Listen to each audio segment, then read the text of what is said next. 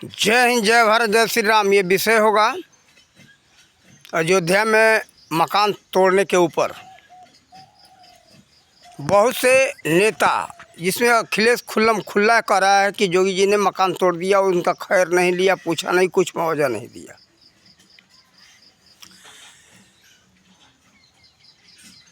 और बहुत से मीडिया वाले भी ये बात फैला रहे हैं।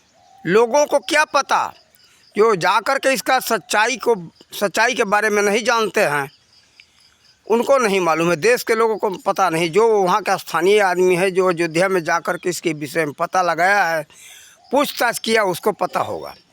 देखो, हमको पता है, उसके बारे में हम थोड़ा जानते सो बता रहे हैं। 14 अक्टूबर 2023 को हम अयोध्या में रात में आए बनारस से। वहाँ 5 दिन हम रुके थे। उस समय में हम एक व्यक्ति को ढूंढने लगे। एक बालक दास के नाम के व्यक्ति थे, महात्मा ब्राह्मण थे, नया घाट पर रहते थे। उनका कुटिया था बांध के किनारे।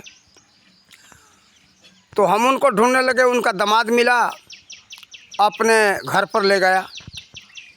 वो कहाँ ले गया? कांसीराम कॉलोनी में। कांसीराम कॉलोनी में 20,000 लोगों को बसाया है जोगी जी ने। वो फ्लैट है, कहने के लिए काशी, एक कांसीराम कॉलोनी नहीं है, 3 मंजिला मकान है। उसमें सबको फ्लैट दिया है जोगी जी ने। उसमें स्नान घर है, शौचालय है, रहने के लिए घर है, बैठने के लिए अलग घर है, रसोई घर है, शौचालय है, स्नान घर, सब कुछ, सारा व्यवस्था है। तो अब उस व्यक्ति का नाम भूल गया हूँ, कहीं लिखा होगा, अभी ढूंढ रहे थे, मिला नहीं। मकान नंबर वगैरह सब उसका लिए थे।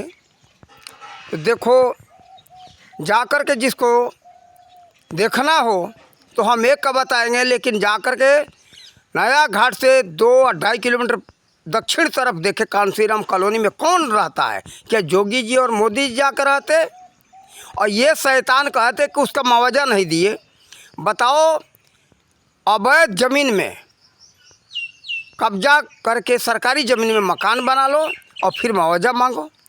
तो इस हिसाब से किसी के ज़मीन में कोई कब्जा करके मकान बना लिया है, उसका हक नहीं छोड़ाना। उस पर मुकदमा क्यों करता है? PWD का ज़मीन है, रोड का ज़मीन है, चलने के लिए है कि मकान बनाने के लिए है?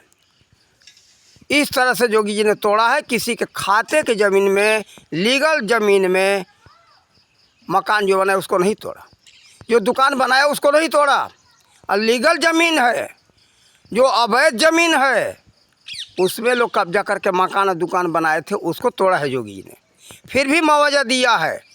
इन लोगों का कहना है उसका 25 लाख रुपया बनता है। अब इनके कहने के तो कहे कि 25 करोड़, तो क्या 25 करोड़ होगा?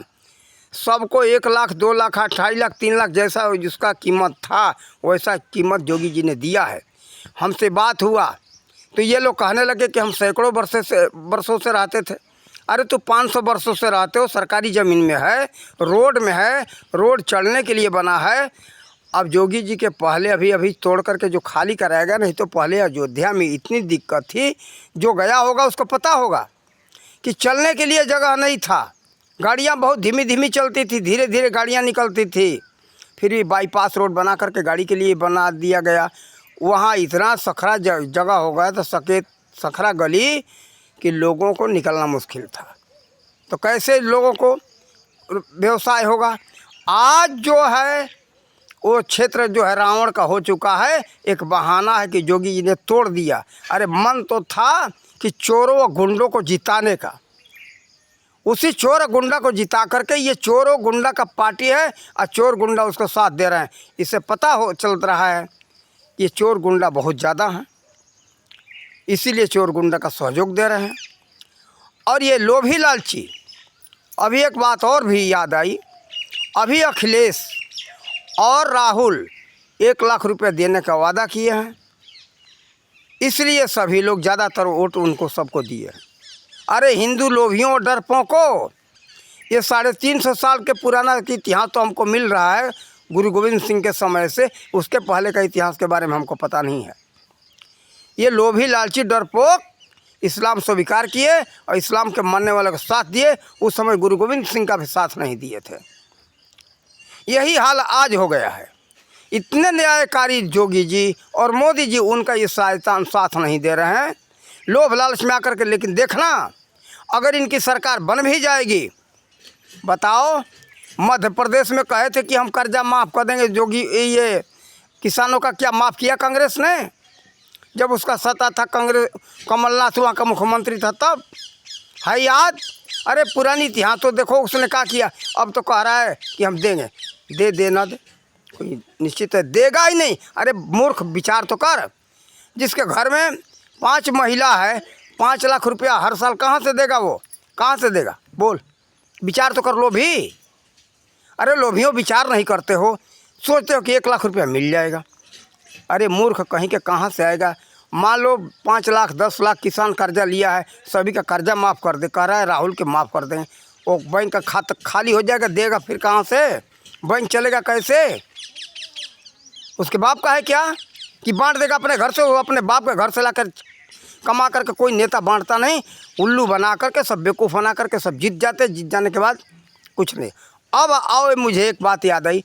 सब लोग कहोगे कि मोदी जी का है 15 लाख रुपये देने को, लेकिन कौन से, कहाँ से ला करके? ये रामदेव ये बात बताए हैं, बहुतों का पता होगा। 2011 में उन्होंने बताया था। कई खरब रुपये की संपत्ति ले जा करके स्विट्जरलैंड बैंक में ये चोरों ने रखा, डकैतों ने रखा है। उस संपत्ति को ला करके कहते कि हम 15-15 लाख रुपये देंगे। आज तक आया नहीं आ पाएगा। अगर ज़्यादा इधर उधर किए मोदी जी, तो यही जो है उसमें, ये हम नहीं कहते कि भारतीय जनता पार्टी दूध की धोई है, उसमें के भी लोग हैं डकैत जो ले जा करके स्विट्जरलैंड बैंक में रखा है। और सभी लोग रखे हैं, मनमोहन रखा है। कांग्रेस का बहुत ज़्यादा संपत्ति है, तो मार के फेंक देंगे मोदी को। मोदी जी सही हैं, मोदी जी में कोई कमी नहीं है, मोदी जी झूठे नहीं हैं। अरे भाई आएगा नहीं तो सब लोग कहते। अब वही राहुल कह रहा था चोर, वो तो जानता है कि हम मजबूत है, वो पैसा आने वाला नहीं है, इसलिए सवाल उठाता है कि 15 लाख रुपये कहे थे, 15 लाख रुपये दिए। अरे तुम लोभी लालची विचार करो, कहाँ से छाप करके दे देंगे कि राहुल दे देगा? लेकिन उस संपत्ति को लाने की बात है। अगर इस बार मोदी जी जीत जाते बहुमत से, तो वो पैसा भी आ जाता। 500 टन सोना ले जा कर के विदेश में ये रखे थे, जो कि 100 टन तो सोना मोदी जी छोड़ा करके विदेश से वापस लेकर के आ गए। अभी 400 टन का मतलब कि 4000 कुंटल अभी बाकी है। 1000 कुंटल भारत में आ चुका है। ऐसी बात है। बंधक रख करके किसी को पता भी नहीं था। कर्जा दिखाते थे, कर्जा ले लिए, कर्जा ऐसे थोड़े मिलता है। बंधक गिरवी रखना पड़ता है। जब ज़मीन रखते हो तब जाकर के कोई कर्जा देता है। जाते हो बैंक में कर्जा लेने, क्या करते हो?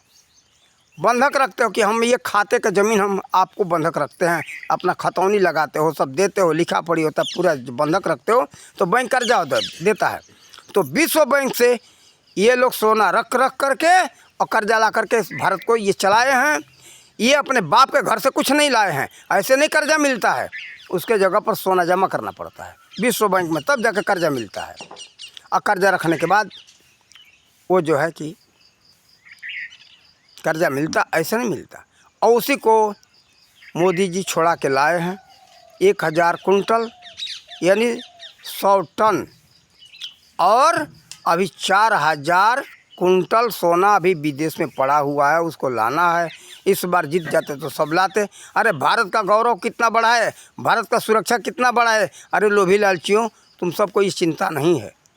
कितना यहाँ आतंकवादियों का परेशानी था, हर जगह चोर डकैत रोडों में लूटते थे, परेशान करते थे। बहुत सुधार हुआ, लेकिन तुम सब वही चाहते हो, लात खाने वाला। लात खाओगे तो ठीक रहोगे, यही चाहते हो ना। इसीलिए जो है कि ये विपक्षियों को वोट दे करके तो वही गुंडागर्दी आएगी। अरे लुटेरे हो, लूटो लुटाओ खाओ खिलाओ, उस समय था। और वही सब तुम लोग चाहते हो। तुम्हारा भी तो नियति वही है, चाहे तुम छोटे डकैत हो बड़ा डकैत है, फ़र्क इतना ही है। तुम 100 रुपये का डकैती करते हो और 100 करोड़ का डकैती करता है, फ़र्क इतना ही है, लेकिन हो सब डकैत। सब लुटेरे, कहने पर सबको मिर्ची लगेगी, लेकिन मिर्ची लगे जो डकैतों को मिर्ची लगे लगता रहे, लेकिन साधु हैं उनको नहीं मिर्ची लगना चाहिए। सबके लिए बात नहीं कहता हूँ, साधु हैं वो अपने जगह पर सही हैं, उनके लिए मैं बहुत बहुत धन्यवाद करता हूँ कि जो मोदी जी के 240 सीट लाए हैं, साधु लोगों ने वोट दिया है। और जो चोर गुंडे डकैत हैं वो सब जो है ये गुंडों को डकैतों को जिता करके भारत को गुलाम करवाना चाहते, भारत को परेशान करना चाहते, भारत में राजनी गुंडागर्दी या डकैती करना चाहते। तो यही है, चोर डकैत उनका साथ दे रहे हैं। मिर्ची लगी लगता रहे, हम उसका परवाह करेंगे, सत्य बात नहीं बोल पाएंगे। हम मलाई लगा करके पालिश मार करके बात करना नहीं जानते, जो बात खरा खरा होता हम सुना देते। सुनो, अब तो कल जो है एक वीडियो देखा, अभी धीरे धीरे वायरल होगा, सभी जगह जाएगा। एक मुसलमान थूक रहा है दोगले हिंदुओं के ऊपर, तुम सब दोगले हो, जो मोदी का नहीं हुए तो किसका हो सकते हो? मोदी ने जो कर दिया वो तुमको का नहीं दिया, सब कुछ दे दिया, क्या क्या नहीं दिया, सब कुछ दे दिया, फिर भी उसके साथ गद्दारी। मुसलमान होकर थूक रहा है, तुम सबको दोगले हिंदुओं को शर्म आना चाहिए। तो चोर डकैत हो, चोर डकैतों को क्या शर्म, बेहुदों को क्या शर्म? तो अभी सुधर जाओ, अगर समझ में आ रहा है तो सुधरो, अभी समय है, नहीं तो बहुत बुरा फंसोगे। तुम्हारी संसाही, तुम सोचते कि ऐसे रहेंगे ना। अब बताओ, 2 रुपये किलो गेहूँ, 3 रुपये किलो चावल दे रहे हैं, सरकार दे रहा। कब से पहले सब लोग देते थे, लेकिन ये नियम है, गरीबों के लिए मिल रहा है। अमीर हो गरीब हो, अमीर को भी मिलता है। अमीर पहले जाकर के भिखारी बन के अपना कोटा लेते हैं, और फिर भी कहते कि हम देते, क्या देते हो? 2 रुपये किलो के हिसाब से तो देते हो, तो जाकर के खरीद के खाओ ना, छोड़ दो, मत लो। और वही सस्ता ला करके अनाज, आज वही चावल 30 रुपये 35 रुपये बेच रहे हैं सब बेईमान। ये है इनकी ईमानदारी, ये देने वाली ये साधु हैं। गेहूँ लाते वहाँ से 2 रुपये किलो, और ला करके इधर बेचने वाले उसी में से जिसके पास बचा करके कम खर्चा है वो बेच लेते हैं। वही 18 रुपये 20 रुपये 22 रुपये 25 रुपये गेहूँ बेचते। तो ये कहते कि देते हैं हम, तो ले देता है सरकार।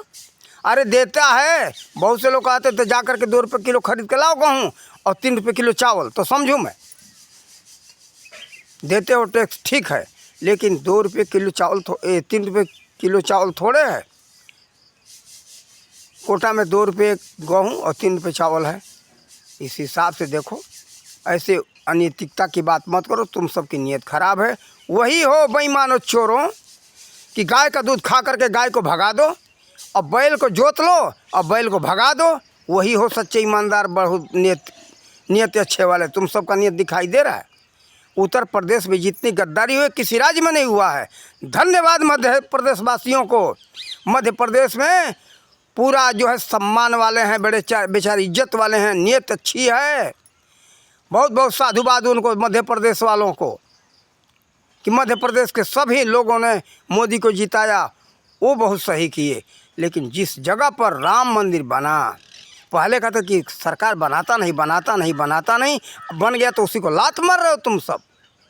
और कहोगे कि मैं राम भक्त हूँ। अरे रावण भक्त हो तुम सब।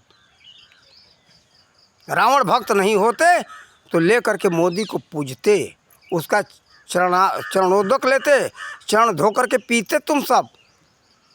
हम तो बहुत बहुत नमन करते मोदी को, और चरण धो करके पीने योग्य व्यक्ति है। अरे तुम सबको देखना चाहिए कि अब देश का नाम याद नहीं, वो गया था वहाँ, तो वहाँ का प्रधानमंत्री उसका चरण छुआ, चरण छू करके नमस्कार किया। शर्म नहीं आता? अरे तो पूरे भारत का सम्मान हो रहा है। उस दिन जब चरण छुआ गया तो हमने सोचा कि पूरे हमारे भारत का चरण छुआ गया, करके हमारे भारत का नेता है, वो भारत का प्रधानमंत्री है। देखो, अभी से सुधरो, और नहीं तो तुम सबका बुरा हाल होगा। अरे हमारा तो होगा, तुम्हारे सबके साथ में, जौ के साथ में तो खून पीसता ही है। साधु परेशान होंगे, चोर भी परेशान होंगे। अरे डरपोक हिंदुओं और लोभी लालचियों, अब से अभी से सुधरो। न तो यही कारण है कि भारत में मुसलमानों का संख्या बढ़ा तो मुसलमान नहीं होते। और जितने भारत में मुसलमान हैं ना, ये सब डरपोक हिंदू ही थे और लोभी थे। लोभ में डर के मारे ये सब इस्लाम स्वीकार के हैं। भारत का मुसलमान कोई अरब से नहीं आया है, इनको भी मिर्ची लगेगी। तुम अरब के कहते तो भारत में क्यों आए? भारत में क्या करो, निकल जाओ। लेकिन तुम सब हमारे ही परिवार के हो, हमारे भाई हो। जितने यहाँ मुसलमान हैं ये हमारे ही हिंदू डरपोक थे, ये डरपोक और लोभी। कोई डर के मारे स्वीकार किया और कोई जो है लोभ में स्वीकार किया। आज वही स्थिति चल रही है। तो डरपोको लोभी हिंदुओं सुधर जाओ। इसीलिए वो दोगला कह रहा है मुसलमान कि दोगला मुंह पर थूक रहा है। अभी से सुधरो। हम इतना समझाए, समझना तो समझो, ना तो तुम भाड़ में जाओ, मरो। अब मरोगे मारोगे लोभियो, सुधरोगे नहीं। अगर शर्म हो, अगर सुख से शांति से जीना चाहते हो, जैसे इस समय शांति चल रहा था और चल रहा है, अभी जब तक जोगी जी है शांति रहेगा। और जोगी जी जिस दिन हट जाएंगे ना, वही स्थिति आएगी, देख लेना। अगर अच्छा लगे तो इस वीडियो को अधिक से अधिक लोगों तक पहुंचाओ, इसको बढ़ाओ, ताकि सुख शांति रहे उत्तर प्रदेश के अंदर और मोदी जी पूरा बने रहें। अब तो नहीं चला पाएंगे, उधर गठबंधन का सरकार बन रहा है।